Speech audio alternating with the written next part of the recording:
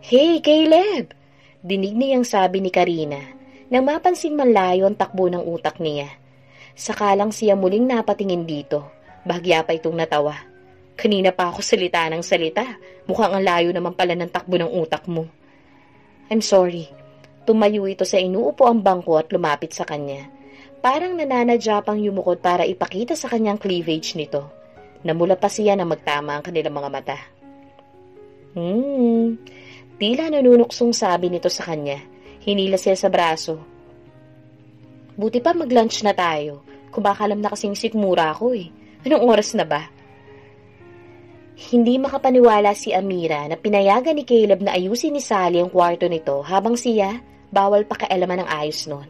Ngunit mas lalong nagpanting ang tenga niya nang malaman mula musmo sa maid na si Karina raw ang nag-utos kay Caleb na papalitan nito ang pagkakapwesto ng mga gamit nito.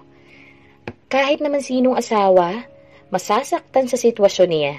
Hindi niya alam kung gaano kahaba ang pasensya niya, ngunit pakiramdam niya malapit na rin niyang marating ang sukdulan nun. Kaya naman naisipan na lamang niyang lumabas ng bahay para makapag-unwind. Ang balak lang sana niya mag-mall, ngunit ang tumawag si Kuya Efren niya para kumustahin siya, naisipan na lamang niyang bisitahin ang mga ito sa Bulacan. Nagulat pa siyang madat nandoon si Errol. Napag-alaman niyang madalas palang bumisita doon ang binata para lang makipag-inuman kay Kuya Efren niya, since isang bayan lang naman ang pagitan ng tinitirhan ng mga ito. "Mabuti na lang pala pumasyal ako dito sa kuya mo. Panay ang tawag ko sa iyo ha, di mo man lang sinasagot." Sabi pa sa kanya ng binata. "Huwag mong sabihin pinagbabawalan ka ng asawa mong makapagkaibigan sa akin." Hindi naman sa ganun. Medyo na-busy lang ako. Alam mo na, nag-a-adjust sa buhay may asawa. Saka iba na ngayon, hindi na ako single. Siyempre, dapat kong i-consider ang feelings ng asawa ko.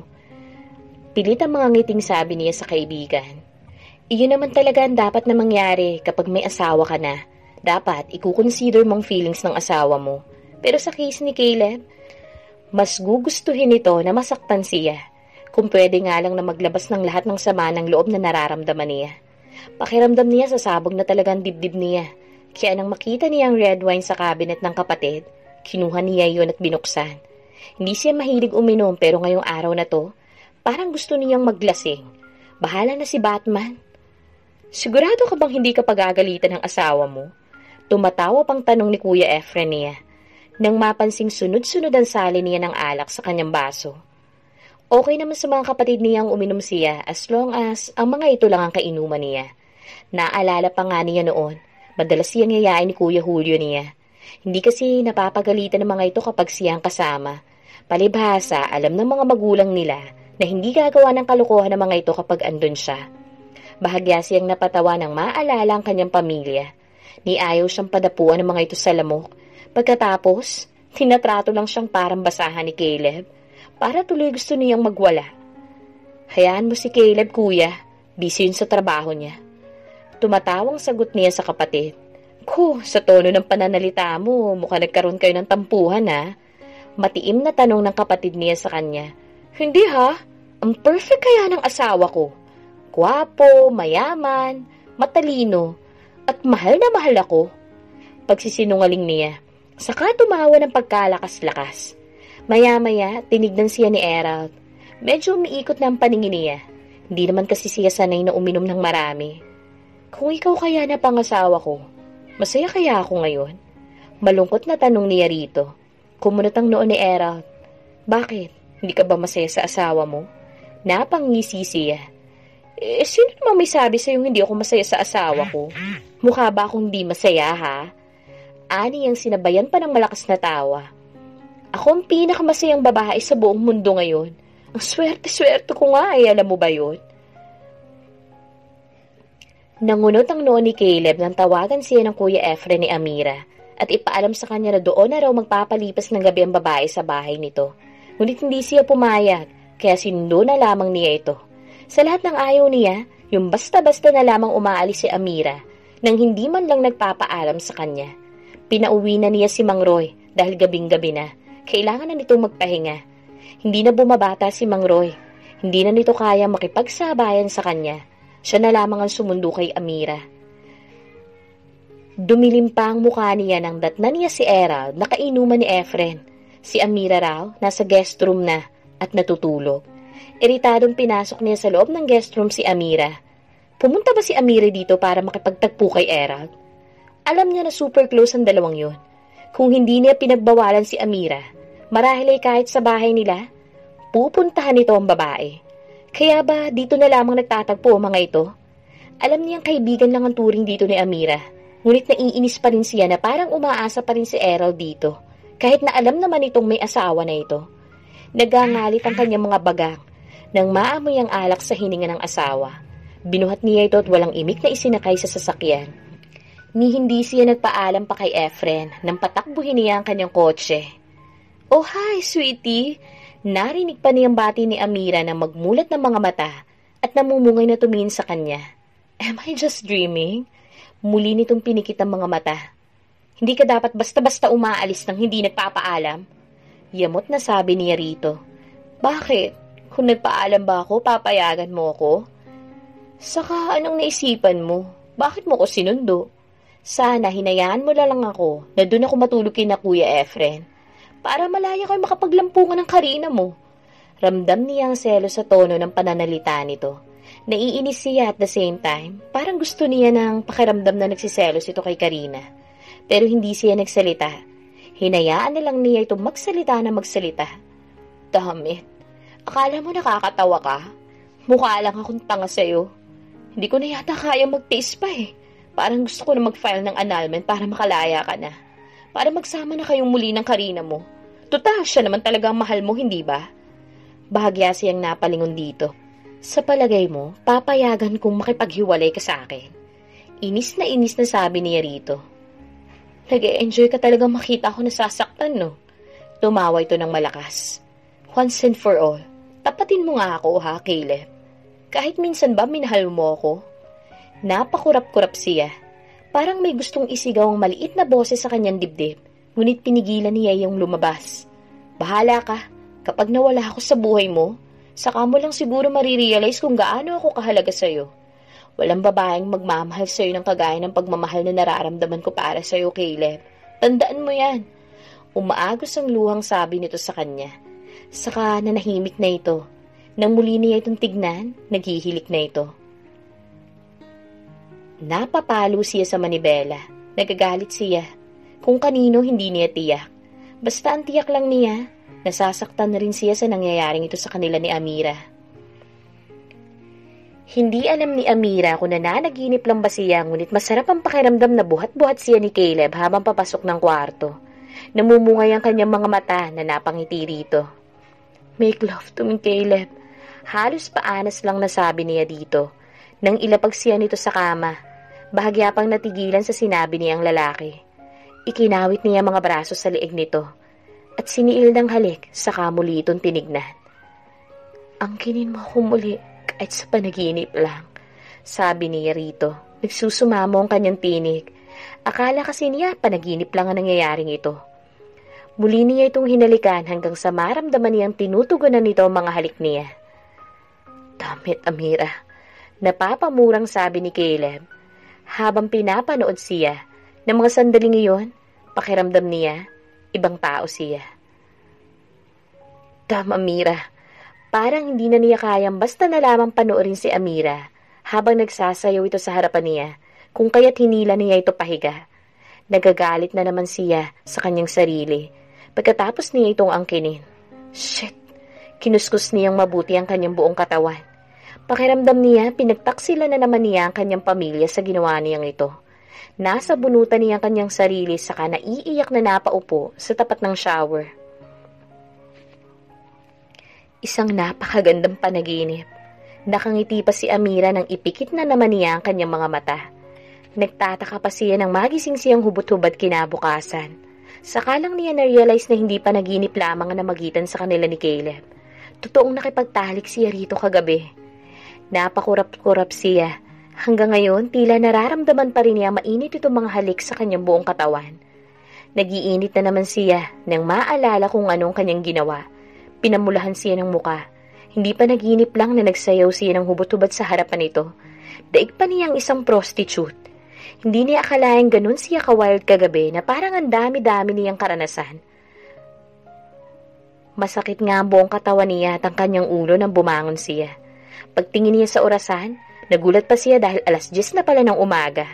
Nagmamadali siyang naligo. Nasa opisina ni si Caleb nang lumabas siya ng kwarto para mag-almusal. Tanghali pala kayo kung magising. Medyo nakaismid pang puna ni Sally sa kanya. Maagang bumangon si Sir. Hindi nga niya ginalawang almusal na hinanda ko eh. Sabi pa nito saka kumunot ang noo. Hindi ko na malaya nung umuwi kayo. Mukhang napasarap kayo sa pinuntahan nyo ah. Mabuti pa, tulungan mo na lang si Amy sa pagtutupi ng mga nilabhan, Manang Sally. Nagtitimpi sa inis na sabi niya sa matanda. Para namang napahiya ito.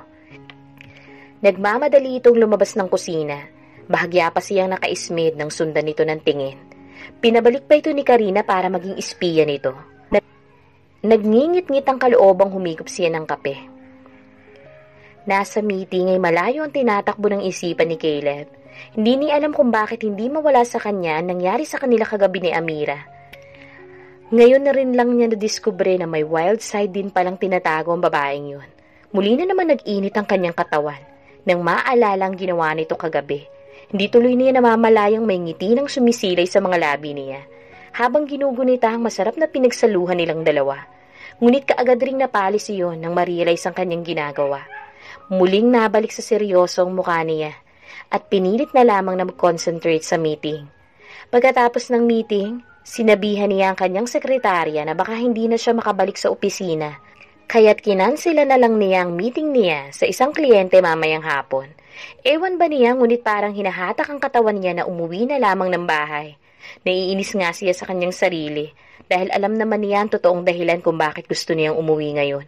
Kaya nagulat siya nang pagdating sa bahay, madatnan niya doon si Karina at Tom. Dumilim ang kanyang mukha pagkakita kay Tom. Hindi naman lingid sa kaalaman niya na nagpapakita ito ng interes sa asawa niya. Wala ba itong delikadesa? Alam na nitong may asawa na si Amira. Bakit kailangan pag-interesan pa nito? Hi, Caleb! Kaagad na salubong sa kanya ni Karina. Ngunit kay Amira nakatuon ang mga mata niya nang pumasok siya ng bahay kung kaya't huling-huli niya nang pamulahan ito ng muka saka umiwas ng tingin sa kanya. Naalala siguro ang pinagagawa kagabi kaya parang nahihiya ito ngayon sa kanya. Pero ang cute-cute nitong tignan kung ganun. Damit! Muling sumeryoso ang kanyang muka nang maisip ang mga kalokohan. Mamaya na tayo mag-usap, masakit ang ulo ko, sabi niya kay Karina na di na itago ang iritasyon. Nagmamadali siyang pumasok sa kanyang kwarto. Nagngingit-ngit siyang lalo nang makitang di humihiwalay ang tingin ng lalaking yun sa kanyang asawa. At talaga bang sinasadya pa ni Amira na magsuot ng shorts para ipakita dito ang alindog? Ramdam ni Amira ang iritasyon sa boses ni Caleb. Alam niyang naiinis ito dahil sa nangyari sa kanila. Kaya't nadamay patuloy si Karina sa inis nito sa kanya. Namula na naman ang kanyang mukha nang maaalala ang kanyang mga pinagagawa kagabi. Ang lakas din naman talaga ng loob niya eh. May sumpong na naman siya, naiiling na sabi ni Karina. Tumayo ito at nagtungo sa kusina. Sumunod naman siya dito dahil ayaw niyang maiwan kasama si Tom sa salas. Naglagay siya ng yelo sa baso ni Karina at sinalina niyo ng pineapple juice saka walang imik na pinuntahan si Caleb sa kwarto nito. Mukha lang siyang tangang nakasunod lamang ng tingin dito nang lumabas ito ng kusina. Maya-maya may pait sa mga labing napangisi siya. Parang pinipiga na naman ang puso niya sa sobrang panibugho. Hindi niya alam kung nananadya ba talaga itong si Karina. Siya kasi itong asawa, bakit hindi siya ang hayaan itong magsilbi kay Caleb? Kahit naman super close ang dalawang yun. Hindi ba kabastos ang harap-harapan siyang pinangungunahan ng babaeng ito? Pero wala siyang lakas ng loob na isatinig ang lahat ng mga nararamdaman. Alam naman niyang kahit siya ang asawa sa kanilang dalawa ni Karina, ito ang higit na may karapatan dahil ito ang laman ng puso ni Caleb. Mainit yata ang ulo mo? Tanong ni Karina. Inilapag nito sa mesa ang dalang pineapple juice. Magpalimig ka muna oh. Bakit sinama mo rito si Tom? Sita niya sa babae. Kahit naman wala akong inililihim sa'yo, it doesn't give you the right na kung kani-kanino ipakilala si Amira. Yamot na sabi pa niya.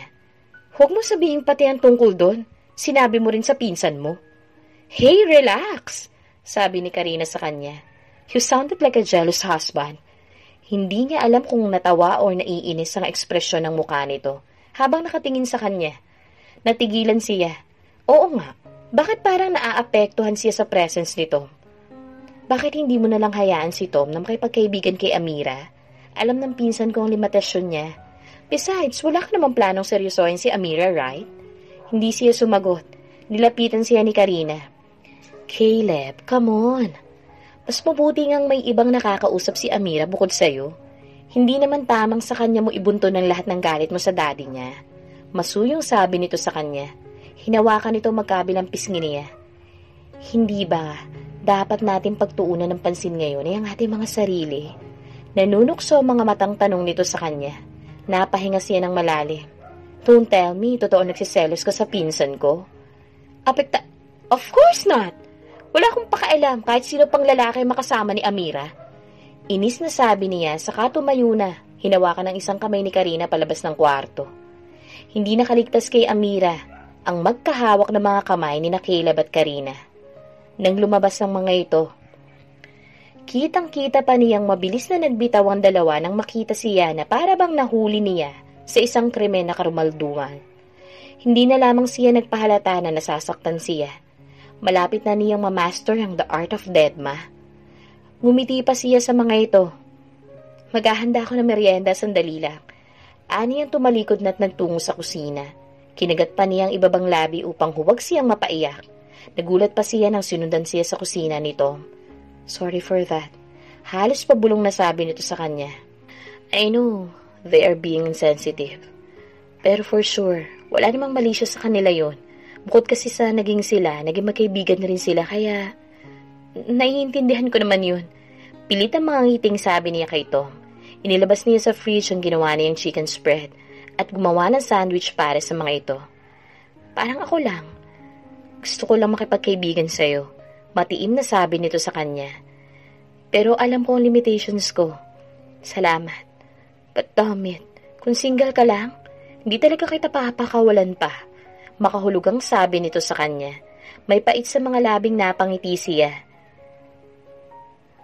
Naisip niyang kailangan na niya ang isang tulad ni Tom to boost her self-esteem na sobrang baba ngayon dahil sa ginagawang pambabaliwala sa kanya ni Caleb. Pakiramdam nga niya, napakapangit niya sa tuwing tinatrato siya ng ganito ni Caleb. At least, may isang gaya ni Tom na nagpapaalala ng worth niya sa woman. Kahit paano, bumabalik yung kumpiyansa ko sa sarili dahil sa'yo. Aniya dito. Gosh, ang tanga-tanga naman ni Caleb kung papakawalan ng isang tulad mo. Sabi pa nitong titig na titig sa kanya. Para siyang napapaso sa mga tingin nito. Kung kaya't tinalikuran na niya ito, binuksan ng fridge para kunwari, naghahanap ng maiinom.